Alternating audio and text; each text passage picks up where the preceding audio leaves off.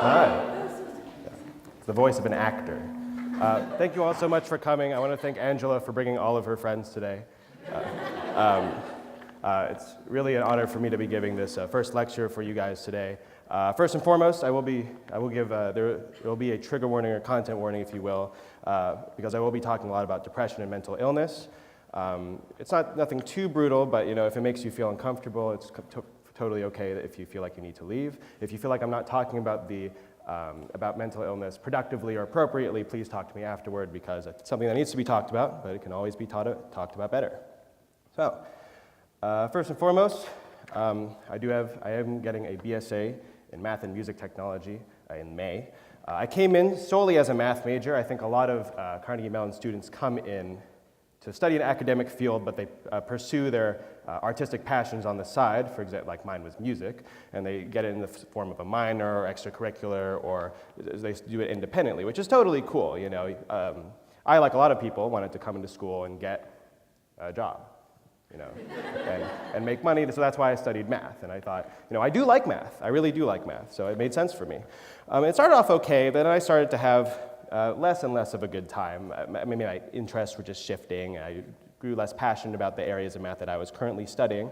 And I always loved music. As I identify as a musician, I'm in the originals, I make a lot of new music. I actually have a new album on Spotify and Apple Music. It's called New Ipocrypha. Every time you listen to it on Spotify, I get half a cent, so please listen to it. And so I switched degrees between my sophomore and my junior year. And maybe I would have switched anyway, but I think that my switching was a little bit delayed. And I think it's because I got a lot of weird advice from other students and the OCs when I came in as a freshman. And this whole stress culture thing, what the hell is that? It was basically a joke at the time where it's just like, everyone else can't handle the work, but I can do a lot of stuff and handle it, which I couldn't.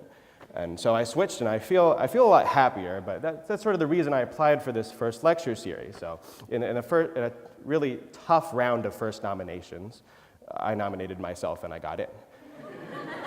And the second round of the actual, really the meat of the application was you had to write a sample outline for your lecture, and then they would go over it and they'd take the outlines that they liked, and then they have a proper interview in person.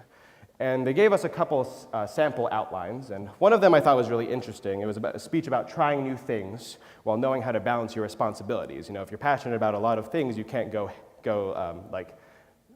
all the way into all of them, because you're just going to get way too busy, and you're going to have to realize, I can't do all of these things all of the time. I think a lot of people learn that lesson while they're at Carnegie Mellon. But there was one line which really bugged me, and that line is, sometimes drowning is the school's way of teaching us how to swim. And I disagree with that, because in my personal experience, when I drown, I die. I haven't tried it per se, but I expect that to be the outcome. And I don't really like this what doesn't kill you makes you stronger justification of what you're doing. It makes sense to look back at tough times and say, at least I learned these lessons, but you shouldn't go into the struggle because there's some inherent benefit to it. And that's the reason I decided to put my heart into this lecture. I'm not trying to give you all these winning anecdotes and put them all together into a golden moral. This isn't like a mediocre TEDx talk, I'm not attempting to inspire you through my tragic backstory, because I don't have one. I actually have a very fortunate and privileged life. I don't need to dramatize it at all. But I will go through, and I will talk about what shaped my CMU career, and talk about some of the lessons that I've learned regarding being aware of other people's situations, being aware of my situation, becoming confident in your own identity, as well as your support network, and setting yourself up so that you can actually appreciate and find worth in your Carnegie Mellon experience. I think there are a lot of people who, they do a lot of stuff. And maybe they do a lot of worthwhile stuff, but it doesn't feel good to them. You've ever had that feeling where you're just way too busy, but you don't feel fulfilled? That's when you're not happy, even though you're doing all these great things, all these things that you really love. Mental health has to come first before you can actually live your life. So to start on that track, I'll go back to this concept of bad advice. There's a lot of very classic advice which you hear from a lot of people. There's the do what you love versus the do what you need to do to live comfortably in the future and actually have money. That's why a lot of students come into Carnegie Mellon who love art, but they study an academic field because they also like that academic field, and they just want to make sure. There's this one bit of advice I've gotten, and it kind of messed me up near the end of my freshman year, which was, if you love what you do, you'll make it happen. But you also get the advice that everyone makes mistakes. So if you're doing something that you love and then you fail, does that mean that you weren't capable of doing it in the first place? And that's something that I struggled with my freshman year quite a lot. And this whole what doesn't kill you makes you stronger thing, often advice assumes that there's a clear solution to balancing mental illness and professional accomplishment, which leads to being happy. The happiness has to come first. So why isn't this advice always helpful? There's plenty of people for which this advice is helpful. It's because they're mentally ready to do what they need to do to solve the issue at hand, but not everyone is. Fixing things isn't easy. Stuff doesn't always happen for a reason. The problem is often much deeper than on the surface. I think a lot of people, I think we can all agree with that. There are people without certain privileges to help them get through those problems. For example, a lot of people have academic problems. But not a lot of people can drop classes or go part-time or just do bad in a class because of their scholarship or financial aid. They have to balance a job with school. Some people don't have health insurance or lack the support system to actually get through tough times. And obviously no one has unlimited money, or very few people have unlimited money, I should say. Of course, there's also mental illness such as depression, which is where I'm going to take this story. So I'm going to talk about my experience with depression, and this is where it's going to get a little bit icky, just as a warning. I was diagnosed relatively recently, officially, I guess in early February, but I know I've been struggling with the symptoms for a very long time. I knew that. And the reason why it's been affecting me so much, or rather an explanation of how it's been affecting me, is if you look at this great Carnegie Mellon sponsored visual aid, so you take this graph, and this y-axis is happy, and this x-axis is time. And I think a lot of people assume that you start at happy equals 0. And maybe you dip a little bit, but it's always to get to a positive happiness level. You assume you start at sort of a neutral happiness. But for me, every day when I wake up, I don't start at happiness equals 0. I start at happiness equals negative a lot. It's kind of a joke. It's okay, you can laugh at that one, and because I start at this place of already being sad in the morning, the struggle, the taking that dip in order to get to a positive happiness, that has a lot less inherent meaning to me because I'm already struggling to literally get out of bed in the morning. At its worst, I would say, and this was in January and February of this year, I'd wake up at around noon. I'd stay in bed until about 4 or 5. I'd sleep through all my classes, didn't matter to me. I'd order wings for dinner, and I'd ordered wings for dinner every night and gained 20 pounds. Oh, don't eat those wings, by the way, they're bad for you. Yeah. And maybe I'd make it to my originals rehearsal at 9:30 p.m. if I really was in the zone that day, but usually I would come late. Because it was just so hard to do, anything at all. The days in which I left my apartment and had lunch with a friend, that was my accomplishment for the month. That was oh my God, I feel like I'm actually in control of who I am. I started this place of being sad because my brain told me to. Yes, of course I need to exercise and eat better. I've been doing a little bit of the latter, not so much the former. But those don't solve the core problem about depression. And to be clear, I'm not mentioning this for sympathy. I'm mentioning this purely as testimony, evidence, to illustrate why I act this way, why these things happen. I'm not trying to be a spokesman for everyone with mental illness. I don't have a PhD in psychology. I'm not qualified. I just want to say, what works for me is different than what works for other people. Now, my point is that there's always another way out. There's always a third, fourth, fifth option to solve the problem. There's always a third, fourth, fifth way to look at the problem. I used to approach these situations logically. I said, if I feel bad, and I felt bad all the time, then and I also am living quite a privileged life, I'm very comfortable. Either everyone must feel this way, or I can get through this myself. And of course, neither of those things are true. And that's why it took me so long to actually seek any sort of professional help, because I was stuck in that logical circle. Being rational does not mean making decisions void of emotion. Really, it's quite the opposite, because emotions are key to your mental health. So they have to be a priority. They have to. It just makes sense. Good mental health allows you to succeed, and allows you to actually be happy that you're succeeding. Good advice recognizes which things are necessary to reach a goal and which are not, so you're not putting yourself through some sort of needless struggle, needless turmoil. Whatever you feel is real. Of course, communicating it is very difficult. Let's say you've recognized a problem. Say, I recognize that I'm feeling sad all the time and I don't know why. How do you fix it? I found it very helpful to have both a professional and personal support systems. Of course, I'm very fortunate that I have friends that have been able to support me for the last several years, and thank you all so much for doing so. Professional resources are very, very daunting. I think we're all aware of that. Anyone that's who felt like they needed to find a therapist or needed to find a psychiatrist, how the hell do you find one? CAPS was really useful to me. CAPS is a resource that's available to all the students here, of course. You can be 100% honest with them. They'll help you find something. It's not a CAPS itself is not a permanent solution, which makes sense because eventually you're going to leave the school. Hopefully you'll graduate when you leave. But they'll help you set yourself up so that you can actually keep getting professional resources in the future. So you can find a more permanent solution. Professional help is a scientific process. And these are the people that are qualified to help you. And that's what I was thinking when I went in. For example, when I finally decided to find a psychiatrist, and I was very glad that I did, I knew that going in that the first medication you try is almost never the right one. You know, you give a lot of information to the psychiatrist. It's very qualitative information. You talk for a little bit, you try to find the source of the problem, you get a medication. If it doesn't solve the source of the problem, then you try another one. And that's the scientific method. That's what you have to do. And that first medication I took really messed me up. This was probably the end of January when I really couldn't get out of bed and I had no energy and I wasn't productive. I didn't do anything. But in the back of my mind, I knew that this was part of the process. I knew that if this wasn't the thing that's working, I could just tell my psychiatrist, I'd get off of it, I'd go in and we'd try a new one.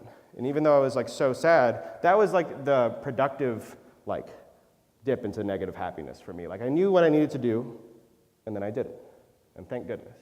And I had all the information that I needed to actually make that decision. And that's how I was able to get through it. So I've talked a lot about getting through your own problems. Maybe this helps you, maybe it doesn't. It's different for everyone.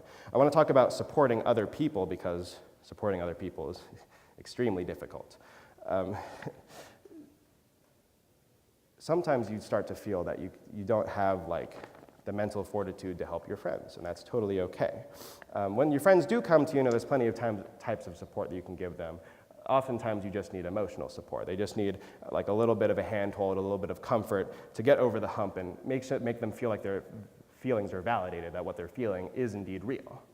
Advice also helps, but you can't just give someone advice if they don't want it. You also can't give someone advice as soon as they start talking, which is something that I find myself doing sometimes, unfortunately. Advice, it can come off as patronizing, as I don't even really know what the problem is, but this is what I did, Strategies are very important, but they have to be presented with proper context, never aggressively or accusingly of what the problem is. For example, say I'm having trouble in a math class, which is something that happens quite frequently because math is hard.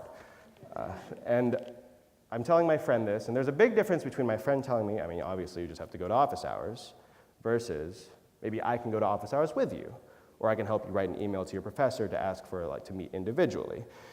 Because for me, I get really anxious in these sort of social situations. I'll walk into the room, and if there's more 3 or 4 people there, then I'll leave, because I just don't want to be there. I don't like looking like I don't know what I'm doing in front of other people, even though it's the point of office hours. I know that, but logically speaking, I know that, but I can't handle it, so I leave. So having a friend there, the couple times when I've had a friend there, or had a friend help me write an email to a professor, that was the most helpful thing that could have been done for me. Another good story, I think, of helping someone out. So this was in late October. And I decided I really just wanted to find a therapist and find a source of someone I could talk to that just wasn't in my social circle. And I'd had these references that I gotten from CAPS. I asked for CAPS for some references for therapists in the area who were taking new patients and also took my insurance, which was very great. And I had that list in July, and I didn't call any of those numbers until October when I finally was I'm obviously not doing this. And I asked my friend Mbika to go to a restaurant with me and just sit there with me and let me not leave. That was a horrible sentence. Make sure that I didn't leave before I actually called all 4 of the numbers. So we went to this restaurant. We sat there for 2 hours. It wasn't an arduous journey. We sat there for a little bit. She was able to do some homework. We had some food. So it wasn't. I would like to think it wasn't terribly emotionally stressful on her, but I still called the numbers. I still got what I needed to get done.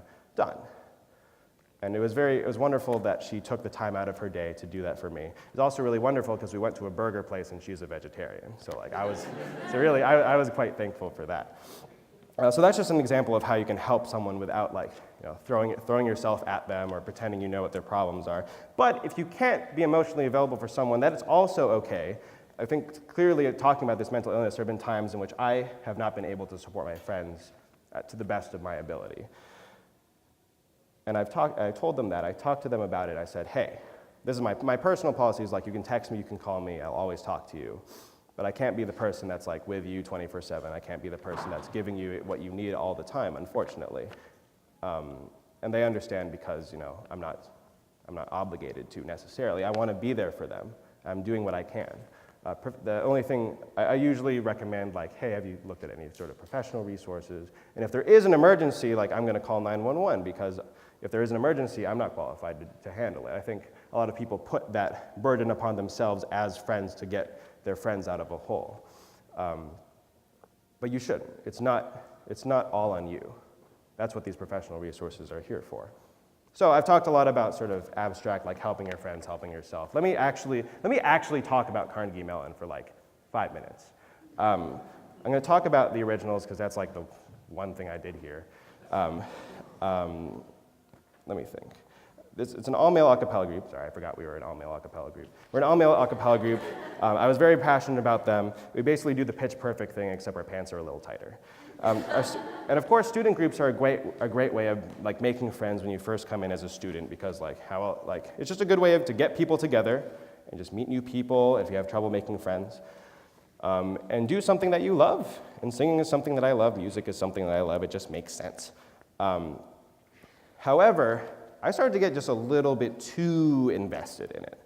And I sort of created this version of stress culture, which I also think a lot of people buy into, which is like, this is my extracurricular, I love my extracurricular, so I'm going to put it above everything. I'm going to put it above my academics, I'm going to put it above my other friends, I'm going to put it above my mental health, because I just want to make this thing succeed, and I love it so much.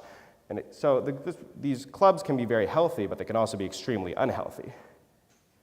I began ignoring my studies and my well-being to focus on the originals, and I had a hard time getting along with the other originals because I was so focused on like doing what I thought was the right thing. And then I became jaded. I like this word jaded because to me it means a lot of things. It means you start to feel very alone. It means that you start to feel like no one appreciates you in this context that you're living in. You start to feel like you're the only one working towards the goal of the group. Even if it's not the common goal of the group anymore, it doesn't matter to you. You're just like, this is what I think needs to happen. And the worst part is that at the end of it, you start to feel really unenthusiastic about what you were doing in the first place. So I had to seriously consider my membership a few times because I wanted to make sure I was in the group for the right reasons. In the middle of my sophomore year, I ran for music director and I wasn't elected. I was not qualified to be music director. That wasn't the problem. The problem was that my philosophy was very different than the new guy. So instead of working alongside him, I was a total asshole to him. And I didn't work alongside him. I resisted the things that he wanted to do, and I just wasn't a positive force. I was a negative force. And eventually I squashed it. I talked to him, and we got through it, and we worked together throughout until he graduated the year before, or I guess 2 years ago now. My senior year, I was music director for, I guess, the calendar year of 2015. And I loved it, and I would like to think that I did some great work, but by the end of it, I was so emotionally drained. I couldn't come to rehearsal anymore and put on the face that I wanted to while coming in prepared and coming in like knowing exactly what I wanted to do and like planning ahead for what we were like preparing for. I just couldn't do it. And I knew that, and I knew that I was coming in with a crappy attitude, and I knew that I was making the atmosphere in the room crappy, so I decided to transition the new guy early. And he didn't, like, he was fine. He was fine. He's that guy right there. And I knew that it was the best decision for me, so I did it, and the group was happy for me, and the group worked with me, and it worked out. And over the summer, I was thinking, do I really, I've been in this group for 4 years, do I want to do it for another year? And the reason I stayed was because I just took an objective look at it. I looked at what my goal was, I looked at what the group's goal was. It seemed like we were just doing more higher stakes competitions, more intense performances. I was like, I'm in for it, dude. So that's why I stayed. I actually left a month ago. I don't know if a lot of people know this, but I left a month ago because I was just like, it couldn't have been my priority anymore because I was leaving. There were a lot of things that I needed to do. Obviously, I had that really rough couple months in January and February. So I left, and my friends in the originals have still been supporting me.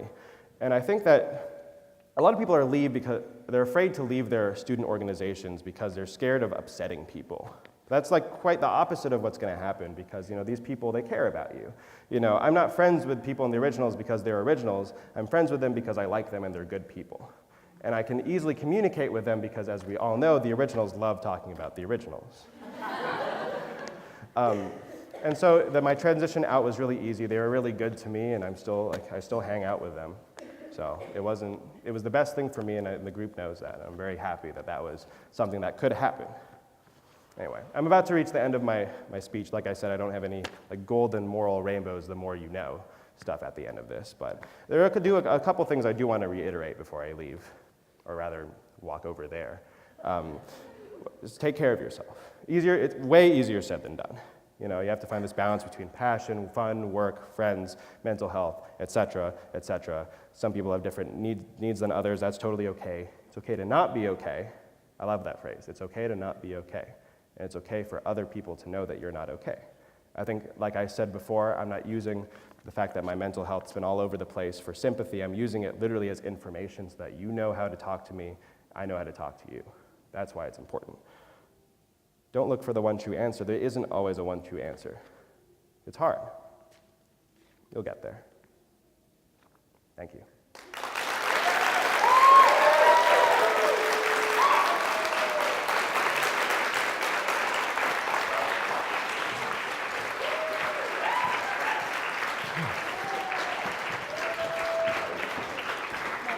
Thank you so much. Thank